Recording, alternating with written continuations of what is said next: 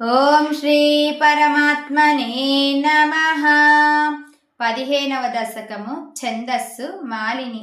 మతిరిహ గుణసక్తా బంధకృత్వేషసక్తా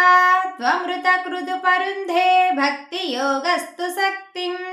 మహదనుగమలభ్యా భక్తిరేవాత్ర సాధ్యా కపిలతనురితిత్వం దేవహూత్యైన్యకాదీః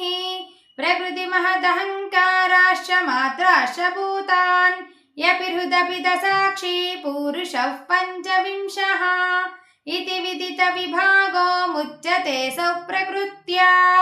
కపిలతనురితిత్వం దేవహూత్యైన్యగాదీః ప్రకృతిగత గుణౌఘైర్నాజ్యతే పురుషోయం యది తు సజతి తస్యాం తద్గుణాస్తం భజేరన్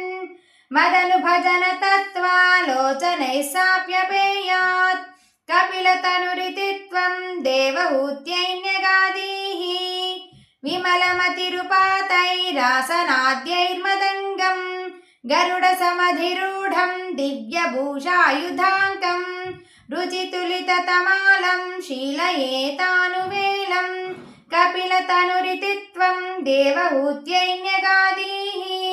మమ గుణగణలీలా కన్ననైః కీర్తనాద్యైః మయి సురసరిదోఘ ప్రత్యచిత్తానువృత్తిః భవతి పరమభక్తి సాహి మృత్యోర్విజేత్రి కపిలతనురితిత్వం దేవహూత్యైన్యగాదీః అహః బహుళహింసా సంచితార్థైః కుటుంబం ప్రతిదినమనుపృష్ణన్ శ్రీజితో బాలలాలి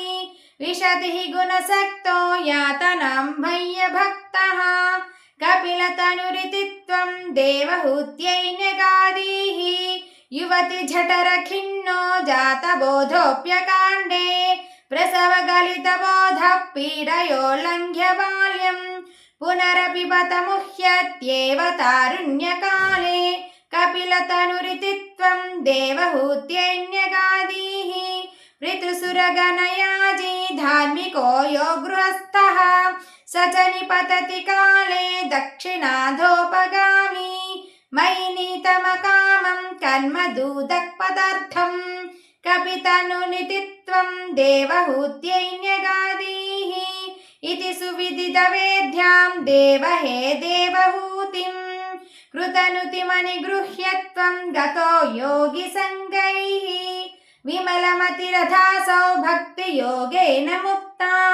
త్వమపి జనహితార్థం వర్తసే ప్రాగుదీచ్యం పరమ కిము బహుక్త్యా త్వత్పదాంభోజ భక్తిం సకల భయ వినేత్రీం సర్వకామోపనేత్రీం వదసి ఖలు దృఢత్వం తద్విధూయామయాన్మే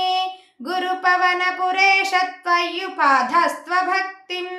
శ్రీహరయే నమః.